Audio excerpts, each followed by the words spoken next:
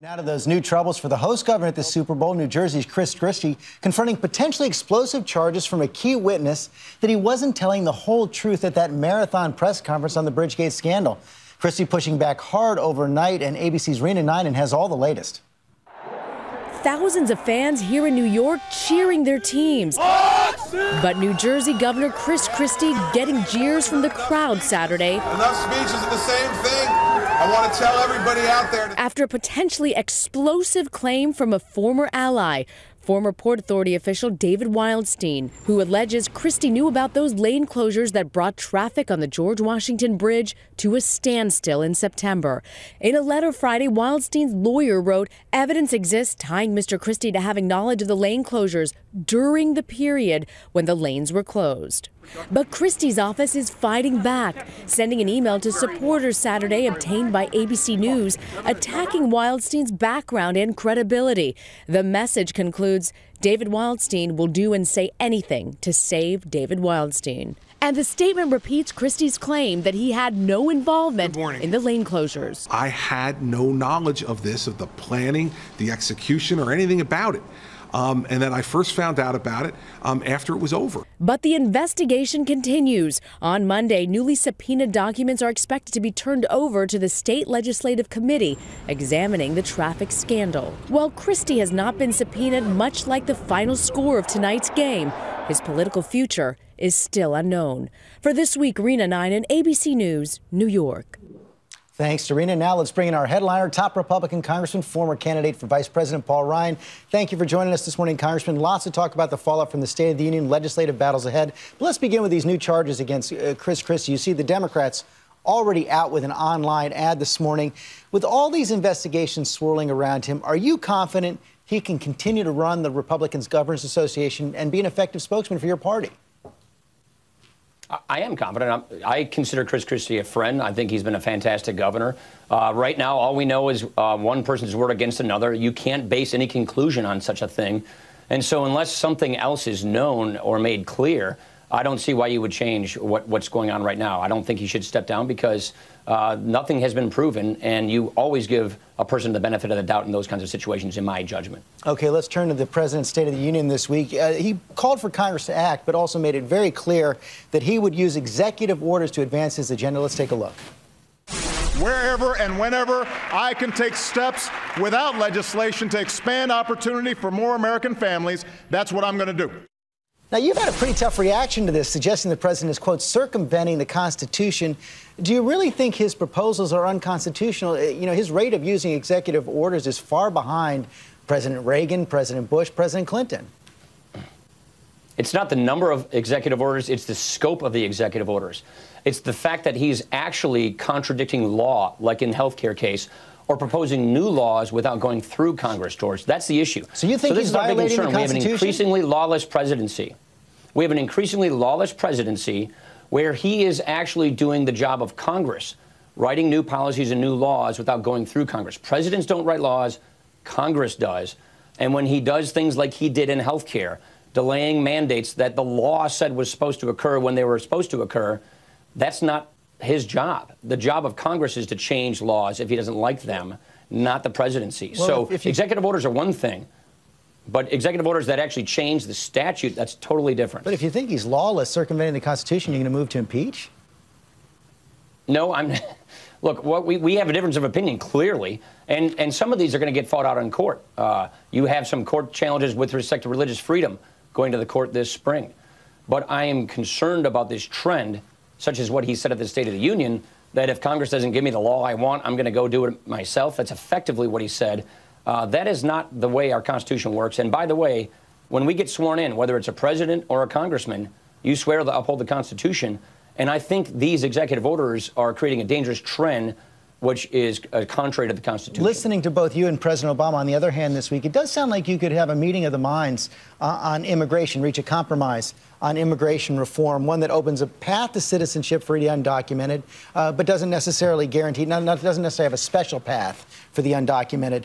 But this talk of compromise has unleashed a furious debate inside your own party. I want to show you what Bill Kristol wrote in the Weekly Standard this week. He said bringing immigration to the floor ensures a circular GOP firing squad instead of a nicely lined up one shooting together and in unison at Obamacare and other horrors of big government liberalism. Since there's really no need to act this year on immigration, don't even try. Your response? Well, look, we don't know who's coming and going in this country, George. We don't have control of our border. We don't have control of interior enforcement. You just talked about the Boston bombers. And so doing nothing on the security side of this, we think, is not a responsible thing to do. It's appropriate you brought this subject up after talking about these executive orders. Here's the issue that all Republicans agree on. We don't trust the president to enforce the law. So if you actually look at the standards that the Republican leadership put out, which is security first. First, we have to secure the border, have interior enforcement, which is a worker verification system, a visa tracking program. Those things have to be in law, in practice, and independently verified before the rest of the law can occur. So it's a security first, non-amnesty approach. The other concern that people have in our party is they don't want to see us get into conference with the Senate and then compromise to a bad law. We won't let that happen because we've already said we won't go to the conference with the Senate. And so this is not one of those issues where it has some kind of a deadline behind it, like, say, a government shutdown, which forces us into a compromise we might not like to take. This is here are our standards. This is our approach. If you want to do it this way, this is what we're willing to do. And we're still having a debate in our caucus about even that. But we don't think that we can allow this border to continue to be overrun. And if we can get security first, no amnesty before anything happens, we think that's a good approach. This is not a trust but verify. This is a verify then trust approach. Bottom line, can you put something on the president's desk this year that he can sign? I really don't know the answer to that question. That is clearly in doubt. It depends on whether they're willing to actually secure the border, actually have interior enforcement, and agree to not having an amnesty. If we can do that, where it's security first, no amnesty, then we might be able to get somewhere. But I just don't know if that's going to be the case or not. Let me also ask you about the debt limit. The president made it clear again this week that there's no way he's going to agree to anything but a clean debt limit. That's the only thing he is going to sign. You and members of your caucus still talking about attaching some policy changes to the debt limit. Is there any reason to think that can succeed? It hasn't before. Well, I think that we have had policies attached to the debt limit before. That's actually more the case than not. Usually, whoever a president is, whoever's running Congress, there is policy attached to the debt limit. So that's not a new idea. What we don't like is this idea of continually rubber stamping debt limit increases without acknowledging the problem that got us into debt in the first place. The challenge we have is this president has never proposed to ever balance the budget, let alone pay off the debt. He's been fiscally reckless, in our opinion, and we think we should take some steps in the right direction. And the thing is, we know that there are Democrats who agree with us in the Senate. And so we'd like to look at what are those things we can do to take a step in the right direction with jobs, the economy, getting this deficit under control, while we deal with the fact that our deficit's out of control. But as you know, the president's not going to sign that. I want to ask you a final question about some recent comments you made about Pope Francis. You praised him for taking on the debate about poverty, but also seemed to dismiss his pretty piercing critique of capitalism, suggesting he really doesn't understand it. This is what you said to the Milwaukee Journal. The guy is from Argentina. They haven't had real capitalism in Argentina. Was that a little too flip? No, not at all. I think they have crony capitalism in Argentina, where you have real exploitation. That is not the free market. That's crony capitalism. We're starting to see some crony capitalism here in America. What I'm excited about the Pope's comments is he's inviting a debate. He's not settling the debate. He's inviting the debate. And he is asking lay Catholics to say how we would actually tackle these problems and bring the poor in, stop isolating the poor. These are good things. I think he's starting a fantastic debate. And if you look at his comments very closely, he always talks about the welfare mentality. He always talks about the welfare state and how we have to avoid creating a welfare state. Bring the poor in, create upward mobility, and free enterprise that gives opportunity to everybody, no matter who they are and where they are in life and in America.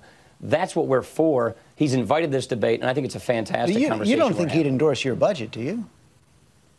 Of course not. I don't think he's a pope. Popes don't endorse budgets. Popes say, let's have a conversation about how to fix the broken status quo, how to bring the poor in, how to not have a welfare state, and how to produce upward mobility. Popes don't endorse actual legislative changes or budgets like that.